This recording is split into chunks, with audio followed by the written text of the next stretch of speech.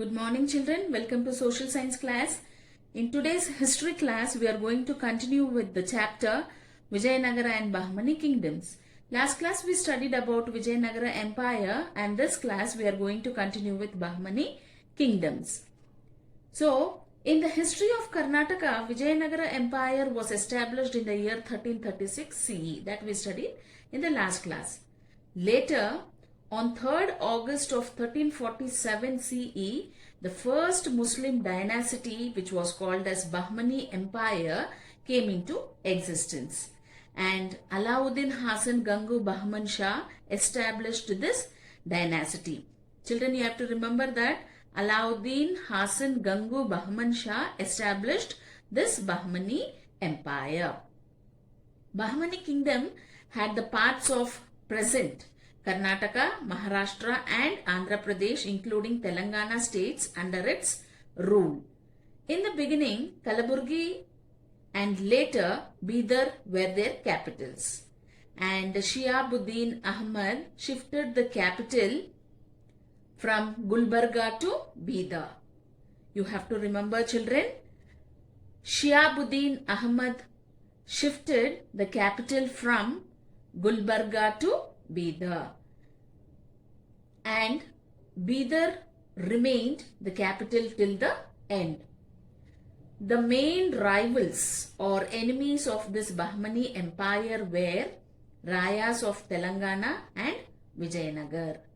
Bahmani empire was ruling from the northern part of Krishna river. Let us first study about Muhammad Gawan. He ruled from 1411 to 1481 CE. All the credits of making Bahmani dynasty great goes to Muhammad Gawan.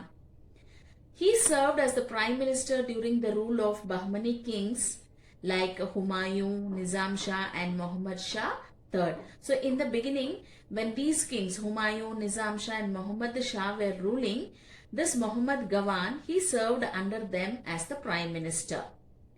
So Muhammad Gawan ruled the kingdom with Kalaburgi as the capital with selflessness and dedication. He was not at all selfish, but with selflessness and dedication, he ruled the Bahmani kingdom when he became the Sultan.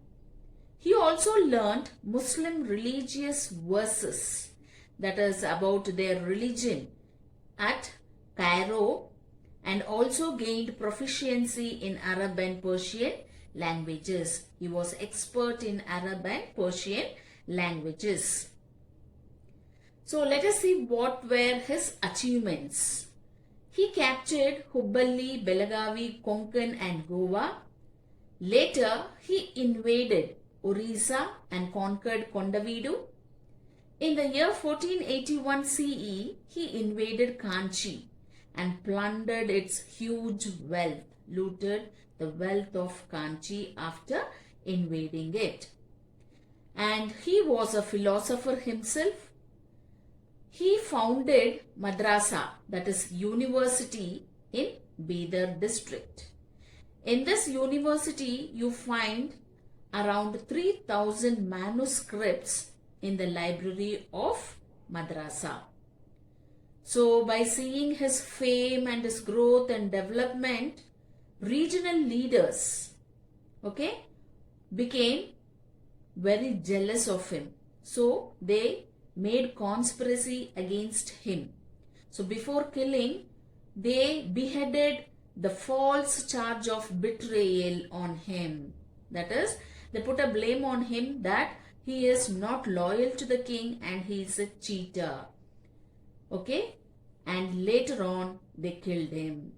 And this Muhammad Gawan became the victim of this conspiracy. After his death, the kingdom became weak and disintegrated into 5 parts. So after the death of Muhammad Gawan, the rulers whoever came, they were very weak, and the Bahmani kingdom got split into 5 different parts. Division of Bahmani kingdom. So after the death of Muhammad Gawan, inner conflicts. So within the kingdom itself, within the kings itself, there were conflicts, fighting rose in the dynasty, and by 1527 CE, the Bahmani kingdom was broken into 5 states of Shahi. Now, Bahmani kingdom started ruling under the name Shahi. So, 5 states of Shahi were Nizam Shahi, they started ruling from Ahmednagar. Adil Shahi, they started ruling from Bijapur. Imad Shahi, they ruled from Berar. Barid Shahi, they started ruling from Bidar. And Qutub Shahi, they ruled from Golconda. The important rulers from the 5 Shahi dynasties were Muhammad Shah I, Muhammad Shah II, Feroz Shah, Yusuf Adil Shah, Ibrahim Adil Shah I, and Ibrahim Adil Shah II. So let us study about Ibrahim Adil Shah II, who ruled from 1580 to 1627. And he was one of the most important king of Adil Shahi. Ibrahim II, he ascended the throne in a very young age. That is, when he was only 9 years old, he ascended the throne, and from there onwards he ruled for 47 years. He was a scholar and he has written a book called Kitab-e-Navaris. And this book begins with the prayers to the Hindu gods like Ganesha, Saraswati and Narasimha. And there were not only prayers to Hindu gods, there were also prayers to Muhammad Paigambar too. This book is evidence of the knowledge, magnanimity and religious tolerance of Ibrahim too. That is, he was a very knowledgeable person, and magnanimity means he was a noble and easily forgivable person, and he showed equal importance for all the religions. He allowed the people to follow their own religion in the kingdom. Cultural contributions of the Bahmani Sultans. So both Bahmani kingdom and Shahi Sultans ruled Karnataka for almost 200 years. So in addition to Karnataka, they also extended their kingdom up to Tanjavur in Tamil Nadu. And they had organized their administration, which was based on the Islamic religious principles. So in the administration, they followed the Islamic principles. So first let us study about administration.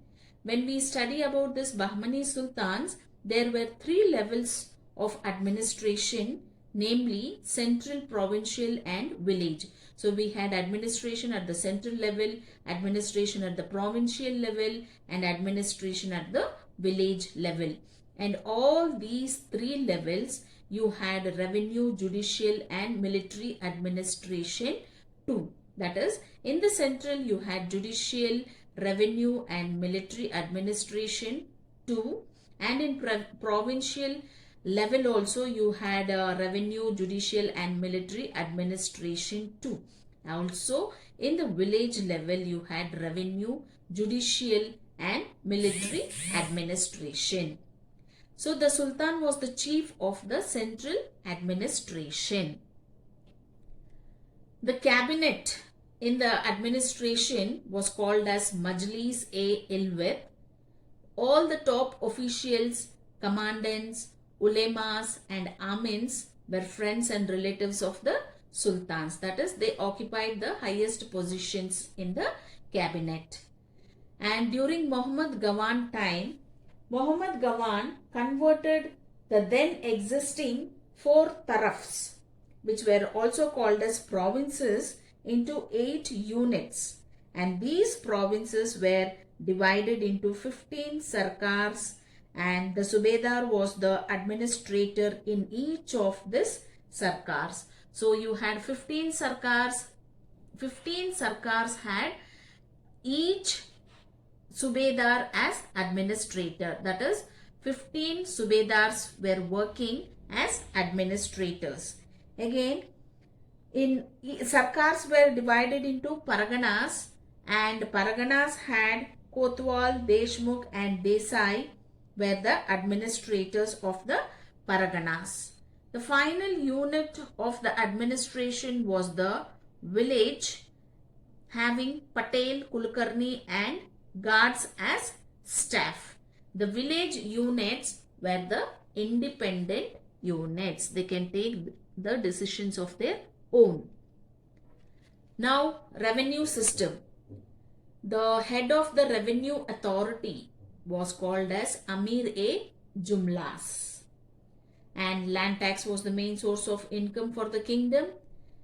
1/3 to half of the agricultural production was collected as the land tax, and there were 50 kinds of taxes, including taxes on house, mines, tobacco, grasslands, trade and employment. The money earned from this taxation, 50 kinds of taxation, was used for maintaining palaces, war and bodyguards, also for construction and maintenance of forts. This was the revenue system of the Bahmani sultans. The military system. The Bahmani kingdom depended on the strength of their military force. They had 4 types of armed troops. That is, permanent troops, troops recruited during wartime, troops for religious wars, and units for the protection of the sultan and the palaces. That is, one permanent troop was always there in the kingdom. One more troop they recruited during the wartime. Okay. One more troop they used for religious wars, and one more troop was used for the protection of the sultan and the palaces. So like this, they maintained 4 types of armed troops. Apart from this, there was infantry, cavalry, elephants and explosive units, and they were the important divisions of the army. Judicial system. As we studied earlier, the Sultan was the supreme judicial authority, and he ruled the administration according to the principles of the Islamic religion, and Qazis and senior officers assisted the Sultan in dispensing justice.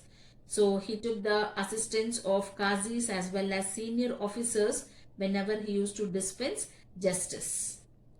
And because of their efficient administration, the state witnessed progress in economic, social and cultural fields. So as these sultans were very able and efficient administrators, okay, they found progress in economic, social and cultural fields. Economic system. So which are the sources through which they could progress their economic system means agriculture was the main occupation in the villages. Apart from this, spinning, oil extraction, sugar and jaggery manufacture, thread weaving, leather work, pottery, carpentry, goldsmithy, perfumery and sculpture were also practiced. So these were also other types of occupation practiced by the people. There were ports in Dabhol, Rajpura, Chawla and Goa. Silk, wine, gold, silver, copper, tin, lead and glass were the main imports. That is, they imported all these things from other countries. Trade and employment organizations were in existence. So they carried on trade and employed organizations also. During this Bahmani sultans, gold coins and silver coins were in circulation. Gold coins were called as honno and silver coins were known as lori and tanka. Children, remember, gold coins were known as honno and silver coins were known as lori and tanka. Social system. In the social system, we can see undivided patriarchal families continued in the society. That is, joint families where the father was the head of the family. Such type of families continued in the society. We can see caste system as well as polygamy. That is, a single man getting married to more than one woman. Such type of marriages were also in practice. And Haridasas, the Hindu saints and Muslim Sufi saints, both of them were trying to inculcate tolerance in the society, that is to bring a peace, harmony in the society. They were trying to bring tolerance, peace, harmony in the society. And in Muslim society there were divisions like Sunni, Shia, Syed, Sheikh and Pathans, and they were the main groups. And coming to Muslim women, they practiced burqa system. This burqa system means Muslim women, they cover their whole body from head to toe with a black color gown, where they will not show their face to the men. Education, art and architecture. The educational policy of the Adil Shahis was to propagate Islamic culture. There were schools known as maktabs. So the main intention of this educational policy of Adil Shahis were to propagate, to spread Islamic culture. And the schools which they started were called as maktabs, and these maktabs were under the control of the mosques. In the maktabs, they taught the alphabet, religion, law, poetry and rhetoric. And they also had madrasas. They were the centers of higher education. And Muhammad Gawan, who was a scholar himself, established this madrasa at Bidar to encourage the study of Islamic religion and law. Now, last part of the lesson, art and architecture. Children, you can see the pictures which represent the architecture of the Bahmani Sultans. First one, you have Madrasa at Bidar, you have Gol Gumbaz at Bijapur, Ibrahim Roza at Bijapur, Jamia Masjid, Asar Mahal, Gagan Mahal at Bijapur, Bidar Fort. So, coming to this Madrasa at Bidar, this magnificent building constructed in the Deccan style had 242 feet length, 222 feet width and 56 feet height, 3-storied building. The college was also a lodge for students, teachers and orthodox people, and it had a library with around 300 manuscripts. Astronomy, grammar, mathematics, philosophy and political science were studied in this college. So again, coming to Gol Gumbaz, this Gol Gumbaz at Vijayapura is one of the greatest structure in the world. It has an area of 1800 square feet. There are 7-storied minarets in the 4 corners of the building. There is a huge dome in the corner. So the sultans developed Indo-Sasanic style of architecture. These monuments have made the Adil Shahis world famous. Students, we come to the end of the lesson.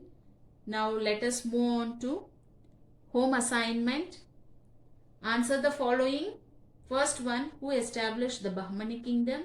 Second one, name the 5 dynasties of Bahmani kingdom. Third, who built Madrasa at Bidar? And fourth, explain the education, art and architecture of the Bahmani kingdom. Thank you, children.